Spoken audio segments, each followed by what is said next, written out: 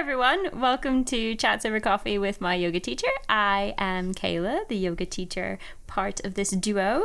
We're coming into June.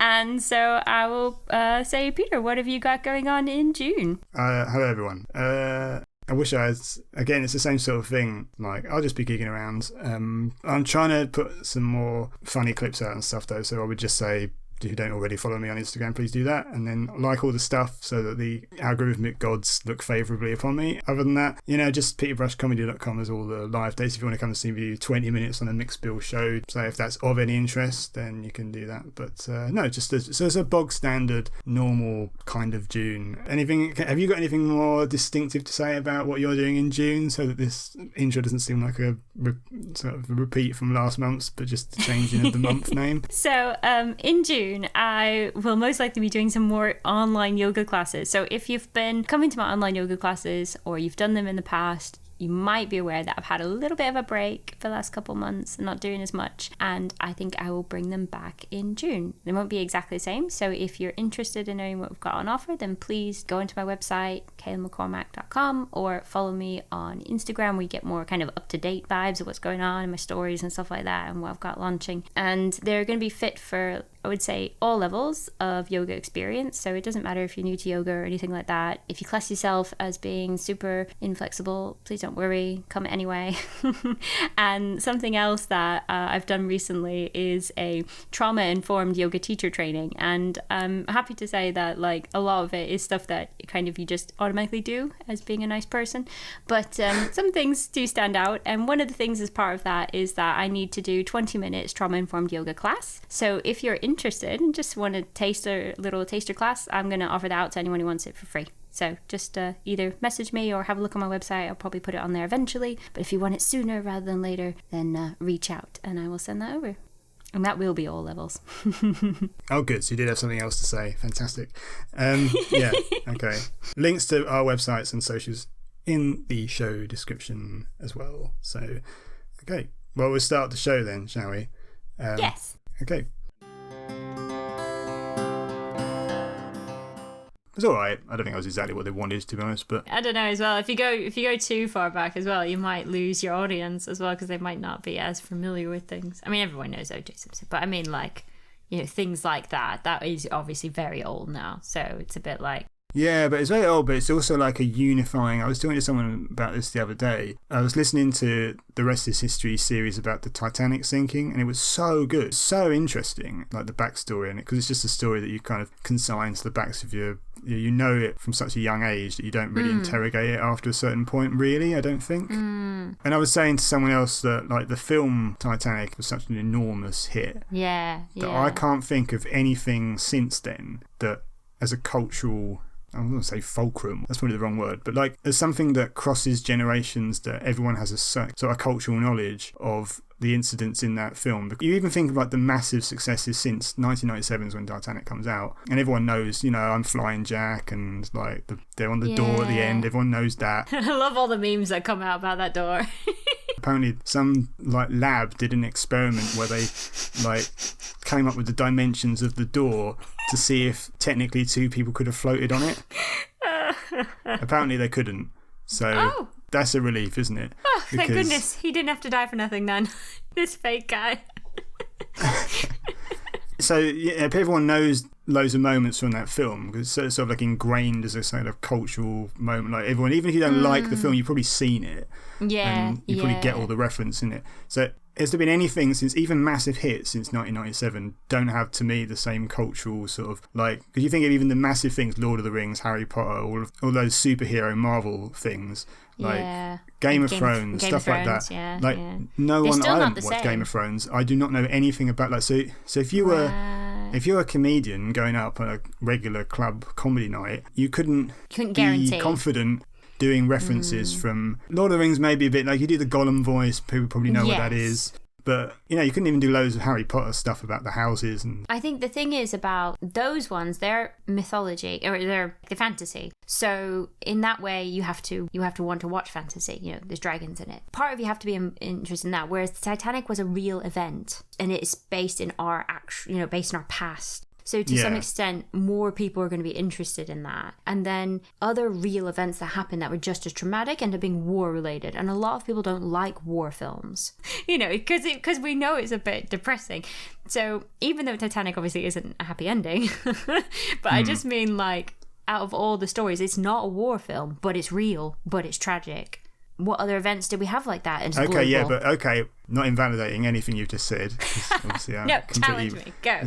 No, but I'm talking about things that cut across generations, that are like a cultural landmark points that everybody, like, say a stand-up comedian comes up in front of a load of like random people at a weekend club. Everyone's from different demographics. Everyone's got different political viewpoints or whatever. You can do stuff about Titanic. Everyone will get it, right? So Titanic's 1997, so you can make points about how media's become more bespoke since then and stuff, and we have fewer of these things that cut across culturally everybody. But the film before Titanic that I reckon you could do that with would probably been Jurassic Park. Oh, that's a good point. And Jurassic Park is not something that actually happened. That's a good point. Yeah, that's a really good point. I mean, people still do jokes now. Jurassic Park's 93, I think. And people still, what's it, 30, is that 30 years? God, it makes you feel old, doesn't it? But people still do jokes now in stand-up sets now. Will do jokes about how, you don't move. If you don't move, the T-Rex won't see you. Yes, which, by the way, they just made that up for the film. Yeah, they just made that up. Yeah, that's not real. Also, that dinosaur that spits is just, they just made that up as well. Did they? Well, I don't think that there's any proof that that dinosaur actually... It's a dinosaur that existed. It didn't have venom packs or anything? I don't think so. I thought there had been some dinosaurs with... I don't know if it was that one, but I'm sure there were some dinosaurs with venom packs. Oh, well, I'll stand corrected. I don't know. It could be. It might not have been that. I was going to talk to you actually a bit today about some of the like embarrassing moments in yoga classes. I thought that might be an interesting topic. Like a fess hole sort of... Well... Yeah, we'll see. Right, okay. Might be a complete flop, but I think it'll work. Because I was just thinking about it the other day, and I had one of my students kind of fall out of a pose. I mean, I will say, like, fall out of a pose, stumble out of a pose, slip a little bit. They all kind of mean the same thing. I don't mean they fell down and hurt themselves. I mean, just to be extra clear. But, like, obviously, if you're, like, trying to do something, you, like, slip, and it's a bit jarring, and you're a bit like, oh, I fell out, But not, like, painful or anything. And I just think they seemed really embarrassed, because everybody looks at you if it's a bit noisy as well, like if you kind of slap your mat or something like that. So I was going to ask you, like, how does it make you feel? Like, have you ever, I'm assuming at least some point in your life, you've fallen a bit... Well, falling short of standards, that's probably what... I mean, that sounds awfully like I'm awfully proud or something, do you know what I mean? But like... I was just wondering, like, why are we so self-conscious about that kind of thing? But that's where I don't know, comedy is a thing where, like, something proud is taken down a peg, isn't it? That's often a comedic, so that's why people would laugh, I suppose. So I'm not saying that you would laugh at me maybe in a yoga pose form, but say someone comes into a yoga class and acts like the big I am and is all like, yeah, I'm the best at this, and like is visibly, and then they're the one that falls over, then that's funny. Yeah. Is that juxtaposition then? Is that some variation of that of some sort? Because it's like... yeah, maybe. Yeah. Something like that. Anyway. But yeah, so I know what you mean. I'm not saying... Even... There might still be mean, but do you know what I mean? Like in a setting, it's specific. Like say someone's up saying to the yoga teacher, oh, I'm better than you. Come on, push us harder. This is rubbish. Yeah. Like, and then they end up like being... really exhausted and like they can't get up by the end of it, and all that the 70-year-old women are absolutely fine. That's funny, but like just a normal person slipping accidentally and they've like, and there's nothing, that's not as funny. But they don't lose status. The status loss is the funny, and the pretense of them thinking that that's amusing. Someone falling over is funny sometimes, but it's funnier if it's someone that is like, it's funnier if, I don't know, Rishi Sunak falls over than I know what you mean. Than me, maybe, I don't know. And also I think like a lot of the time in yoga classes you're all coming at it from the same point of view. Like you're all trying to do something that very few people will be like, oh, this is piss easy. Most people will be like, oh, this is a bit difficult. So if someone beside you or behind you trips up a bit, it's just like, it happens, you know. Actually, I'm not sure Rishi Sunak falling over is that funny, actually, because he's not like... Say he's almost high stakes, he's quite beleaguered, isn't he? So it's not really... it's like, oh God, another thing. Anyway, sorry. I mean, I suppose the other thing as well is, like, obviously coming out from a teacher's perspective, I don't mean hurt yourself, obviously. It's not funny if someone actually hurts themselves. I just find it a bit interesting that you can tell people feel really... Oh, it's almost like tripping up in public. You know, like if you're walking and you just trip over nothing. And you're like, oh, I tripped. It's like, but everybody does that. Yeah. Everybody trips up over that tiny little lip somewhere. But why don't you like tripping up? It's because you think people will like... Because like, say a gang of kids saw you do that, they might laugh. If like a load of older people... Not that, I mean, subconsciously you probably want their approval on some weird level, but maybe not consciously really would care about what a load of 17-year-olds thought of you. But like, if... you tripped in public, most people probably wouldn't laugh at that. Like a lot of people would be like, "Oh, are you sure okay?" You know, like yeah, exactly. I'm not gonna get into the psychology of why that'd be funnier if you're a young person seeing that happen. I don't know. Maybe when you're young, anything happening to an older person is like they're... You know, it's funny because you think you know better, and everyone's been taken down a peg. It's all like a status game thing. That's an interesting way of thinking about it, yeah. Well, I've thought about why people laugh at stuff for some time, you see, because it's in my interest in to know well, the that. thing is, it's like... I don't think it's always a positive reason people laugh at stuff. No, but we can get into that, of course. But how did you start again? About if you slip up out of a pose or something, and I don't mean like hurt yourself again, but just like slip up out of a pose, how does that make you feel when you're in a group of people? You know, and I feel like even though it's a very natural thing to feel embarrassed or a bit self-conscious, I also feel like it doesn't make sense that it's a natural thing, because everybody does it and we've all been there. Like, unless there's not something else playing a part, why would you feel embarrassed by something that's so natural, you know? Well, just a blow to your ego, isn't it, I suppose? Well, then in that case, maybe I should like make people stay in poses until everyone falls over. What? Just ego breaking? Just yeah. I don't like it because I think it would be like because I'm doing less well, rather than because I feel stupid necessarily because of the embarrassment of the actual fall. It's just like I want to be able to do things competently and better, and I see that as a... Also, I suppose I also wouldn't want in that situation to feel like I was the one holding everybody back. Like, that's a feeling as well. Okay. Like if I'm like the one that's clearly struggling and everyone else is absolutely flying and stuff, and I'm keep messing up, I might be thinking, oh, well, everyone else is going to be thinking, oh, for God's sake, now the class is going to slow down because we've got to compensate for you. You know, I might think that perhaps, but...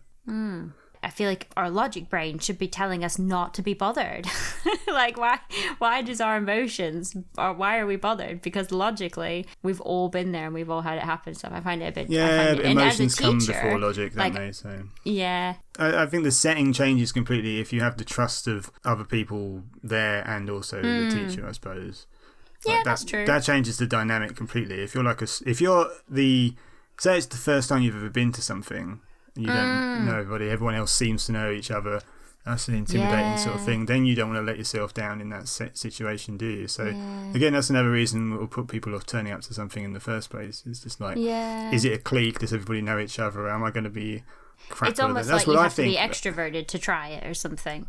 But obviously not everyone is an extroverted personality type, so... Well, I'm not, so... That's funny, because I would have thought that someone who goes up on stage and then talks, I would have thought you would be more extroverted. Well, have you never thought about that about me for the last couple of years then? Like... Well, I mean, I wouldn't have said you were extroverted right off the bat. If you didn't know what I did, would you even think that's what I did? I mean, would you expect me to have to be a bit more... You know what I mean? Like... Yeah, no.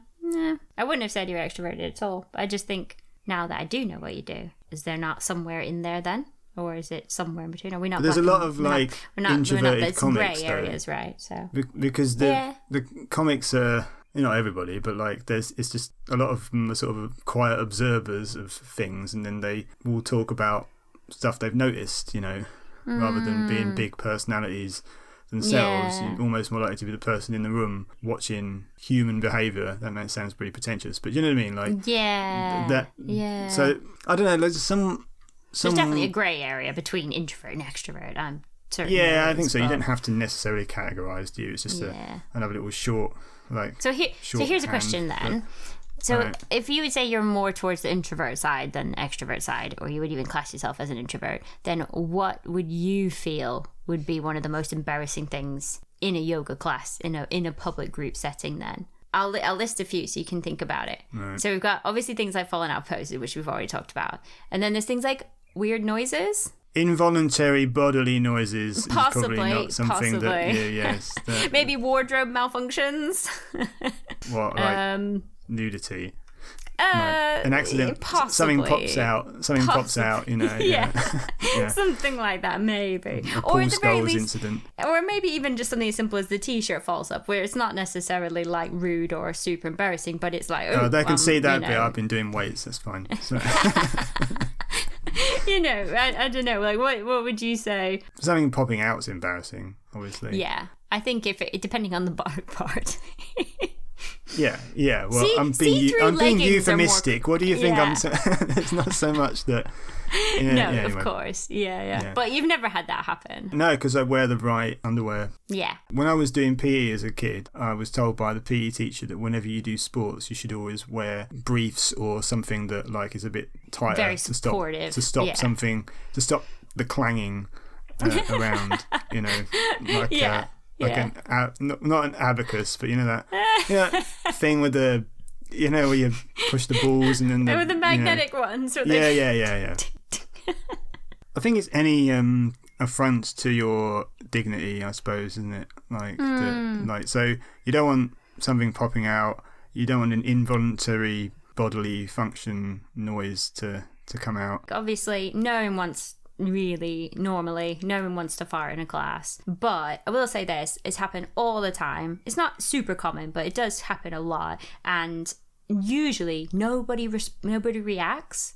And I think that's probably the best way to do it, because in the end it's a very natural thing, and if it happens, it happens. The only thing I would say is, like, obviously if you were to react to someone who like said something like that, it's a bit like, oof, they're not going to come back. They're going to feel really embarrassed. Oh, I'm the person that farted in class. They probably didn't do it deliberately. You know, exactly. It's like just, complete accident. Exactly. Whereas, like, I remember when I first started going to classes in a studio, it was, I don't know if it was the time of day, because, you know, like if I got into a schedule and it was just the wrong time for me, but every time I lay down in Shavasana, my stomach started going bonkers. Absolutely, like, you know, just like, and I remember thinking, like, I can't relax because I'm obviously relaxed a bit or I wouldn't have done anything, but like, I can't relax properly because it's so loud. I feel like I'm going to be disturbing other people with my gurgly tummy.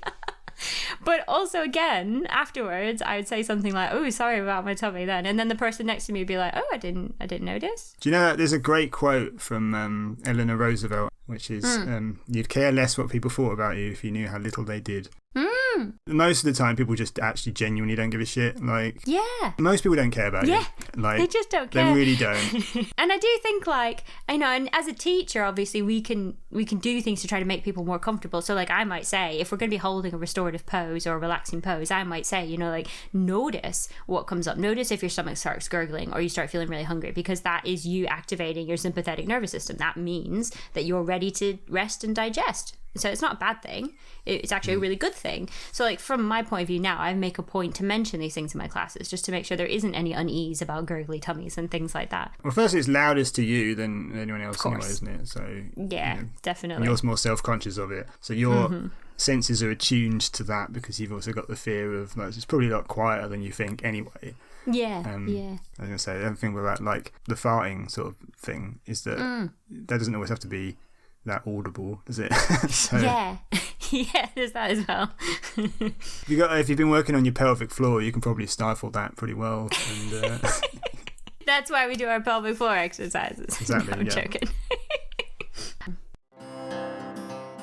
I think it helps put people at ease. I think talking about the things that happen in classes, like falling asleep in Shavasana, can help put people at ease. Making light of things. So if you said, like, oh, I went to bed at 1 last night, so I'm pretty tired, and then later you go, so we'll stand here for a moment, but if you feel sleepy, like me, maybe you should open your eyes. You know, like tossing in, kind of talking about myself a bit more and what's going on in my life or something like that. That helps put people at ease as well. Yeah, well, it makes that humanises you as well, connection. isn't it? I don't think you're some sort of machine. Or guru. You're saying you're not?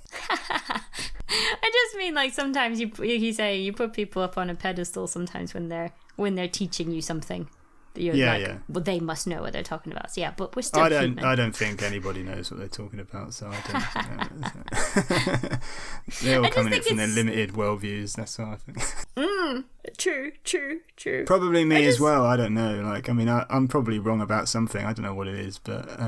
But we'll all be wrong about something, won't we? Yeah, but what are you wrong about? Like, you don't at the moment. You won't think that, will you? So, like, I won't think I'm wrong about this because if you're wrong about something, surely you'd change your mind then. Yeah. And then you would no longer be wrong. Well, yeah, exactly. Well, yeah. Yeah. Unless you're going to double down, but. Out of embarrassment or something, maybe. So I've been wrong about loads of stuff in the past, but at the moment I don't think I'm wrong about anything. But in 5 or 10 years' time, I'll realise that I was wrong about something probably. That's actually really common when you teach physical movement. Because what you learn as you do it you get older and older, and you're like, oh, actually, I shouldn't have said to do that back then, or I instructed that wrong for 5 years because I didn't know about this part of the body, or even something unrelated to the body. Maybe even, people talk about vocabulary when you're teaching someone who has like had issues with trauma, and how you word things can affect people. And it's like, oh, I shouldn't have said that because now that, that was wrong. But now I know it's wrong, so I won't do it. But, that kind of thing. So yeah. I think that's really cool. I suppose that's the case in any real industry. If you look over the years, really, long periods of time, obviously, you'll have people cracking jokes 30 years ago that we would not say now. Yeah. There's a few of them hanging about. I'll tell you that. There's a few hanging about. What I sort of almost got from that is instead of laughing at the individual that's making a mistake, it's more about laughing with everybody, creating a situation where everybody laughs with everybody. It's hard to do, obviously. If one person does something, like, you're not going to be like laughing at them, but if you say something before it happens, then you create that space for to be a bit more relaxed, a bit more chill. It was ages ago now, but I remember I taught a class. I was covering for another teacher, and then afterwards one of the people in the class came up to me and said they had been coming to classes for like a while and they'd never laughed in a class before. So in my mind it's like, wow, so you've only done these like super serious, like, in my mind it's nearly impossible. Like, how do you even do that? I mean, it's possible, I know it is, but I think I'm so not that way inclined that it was just like, oh, I cannot imagine not going to classes for ages and not having a single laugh in a class. Like, that's kind of my point here, is more like my classes, like, I want them to be a place where you can have fun. And I think that there's a real importance to physically laughing, like actually enjoying yourself and laughing. I mean, obviously you'll know this, but like, it's good for you. It's really good for you.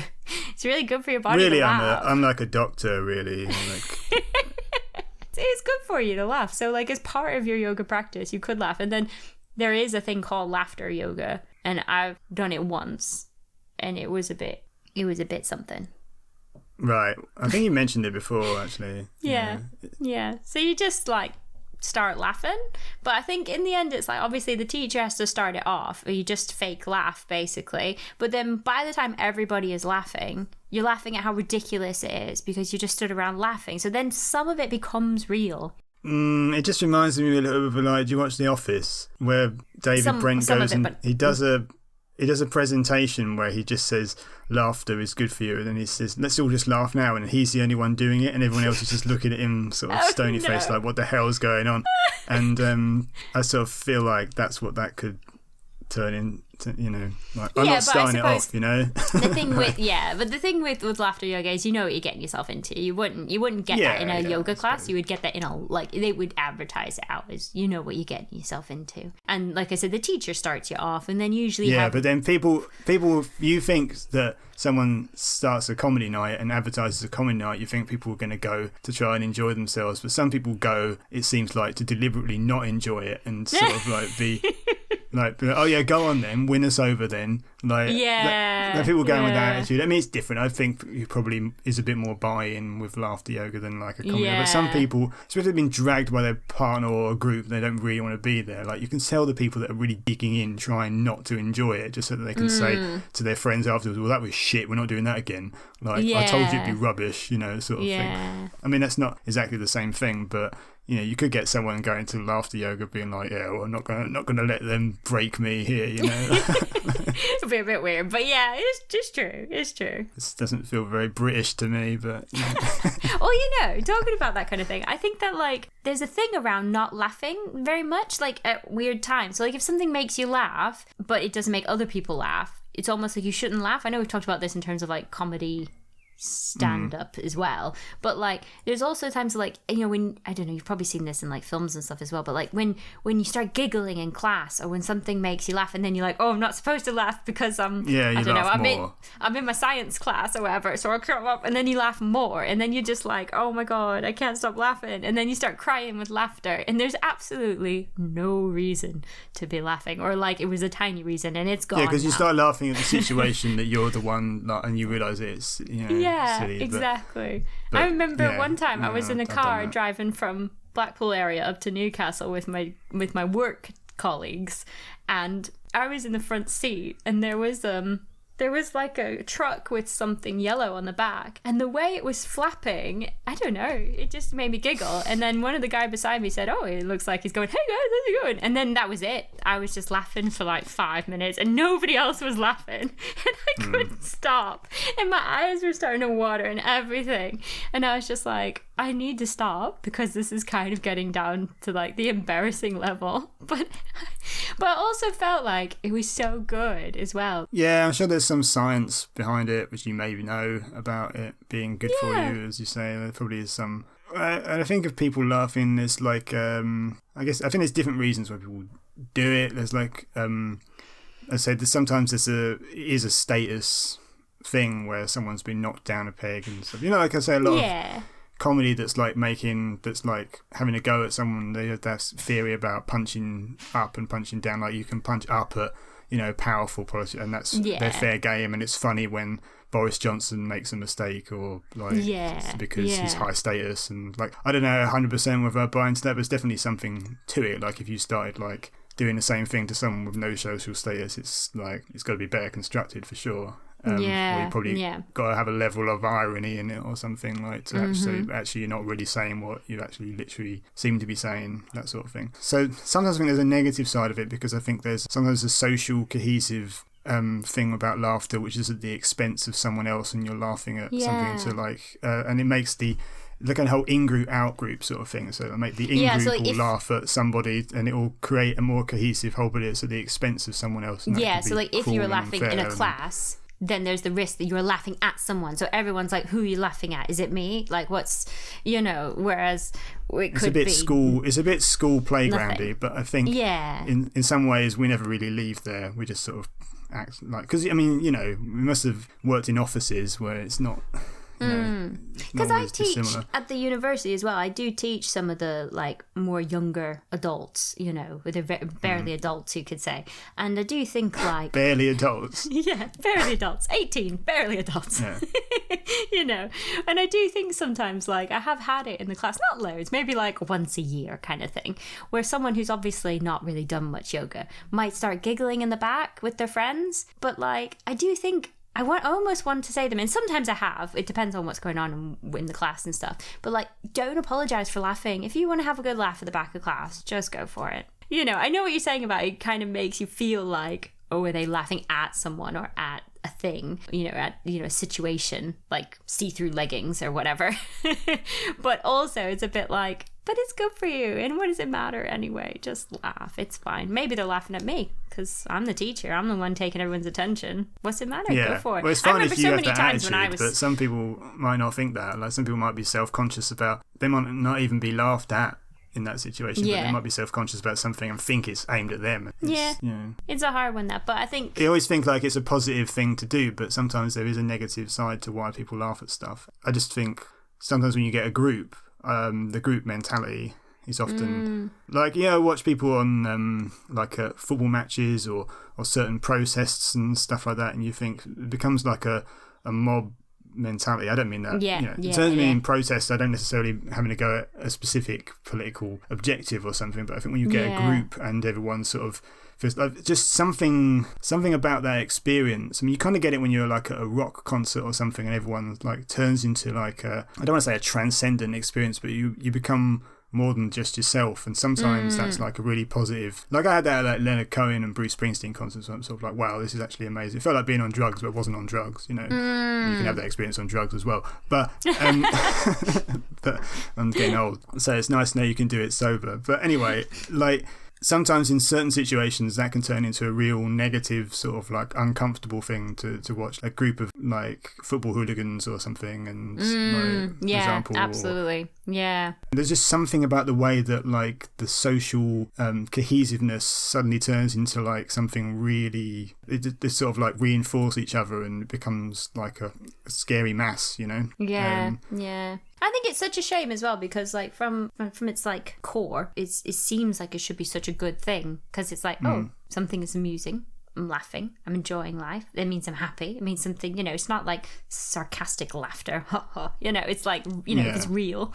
But then like you're saying, in a big group, when you have a small group and a big group, you create a division rather than cohesion. And then obviously in other situations like football hooligans and stuff, you could create actual like fear and stuff in the person who isn't part of that group. I mean, they're not really laughing in that situation, really. I mean, I don't think... probably not. But in terms of some things that bring large groups together, you always think, well, that there's positive and negative things there. I suppose the good thing about humour in that context is humour's like a bit of a leveller. And when someone's like mildly self-deprecating, you sort of think, well, they're not taking themselves too seriously. And it's like breaking tension. That's very good for a socially cohesive atmosphere.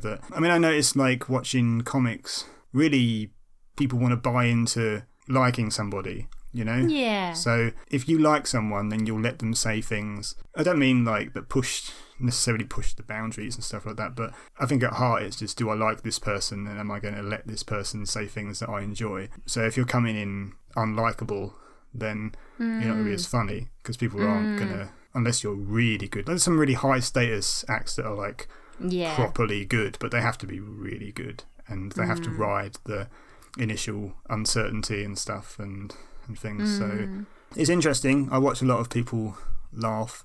I create some of it, as well. And I usually think it's good, but then I don't know.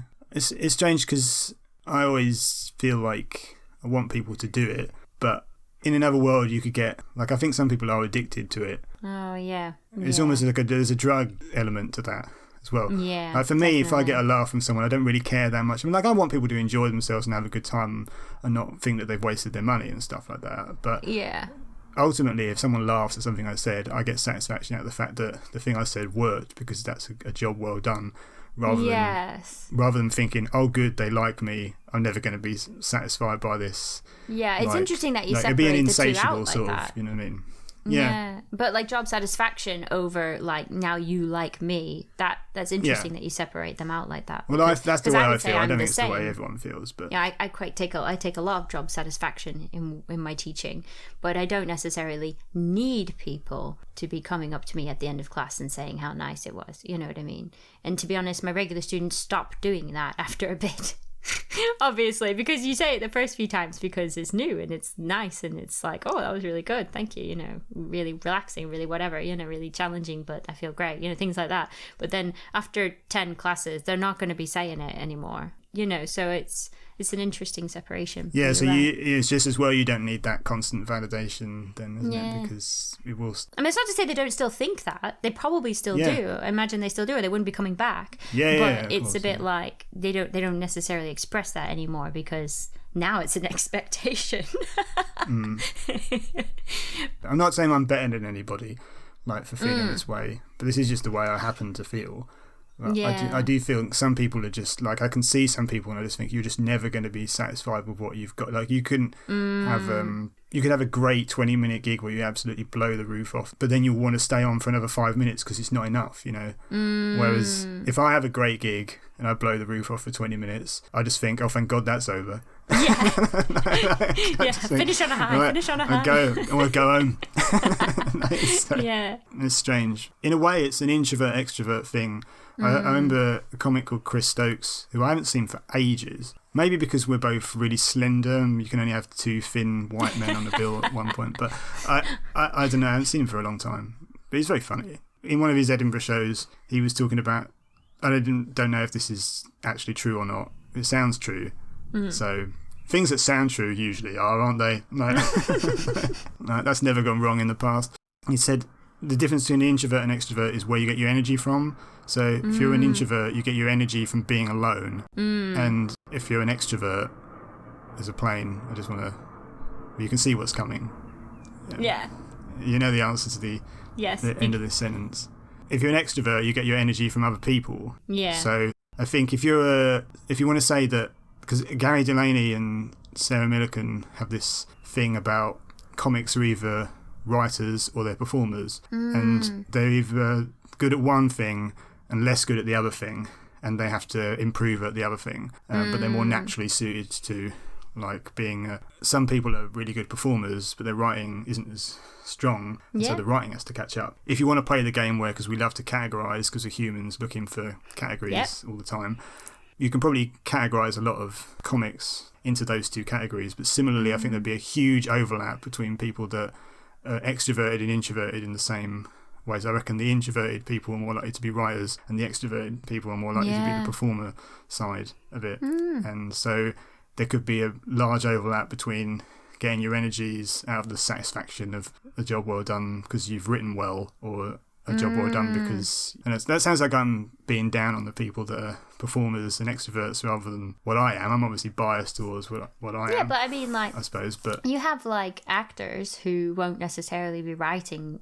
the comedy that they're acting, like if you go from a more story point of view rather than, and they're so there's nothing wrong with feeding off of that kind of entertainment, you know, from their point of view, from feeding off your crowd, you know, being on stage and stuff like that. I would say, like, so, I'm not down on people that can perform and don't write especially well, because I know loads of them and they're funny. They're really good to watch. And that's what I was trying to say in a really bad way. Some people are just better at saying stuff that other people are not so good at saying, you know. They're just and I envy that, actually, because I have to work really, really hard at what I'm saying to make it vaguely good at all. So, you know. So, yeah. I mean, we all want to be what we're not. Like, I always think I'd love to be someone that's more natural on stage, but I've got better at it. I think I've got a lot better with it over time. I was saying recently to someone I might live with that I felt like getting up in front of people is one of the most comfortable things that I can do now. And it wasn't originally then?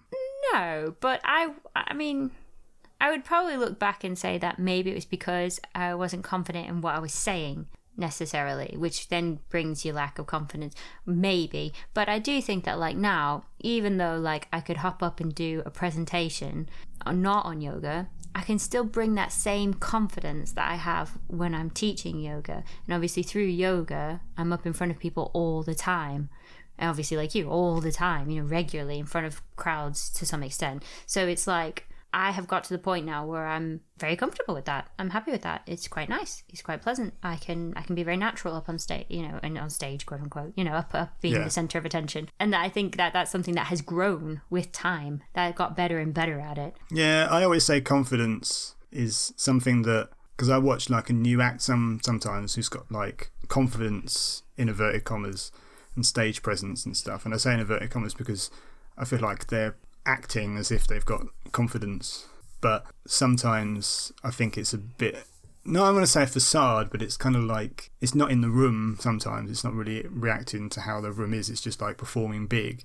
And I think sometimes people think that is confidence, but I think what is actual confidence is just the knowledge that you know what you're doing.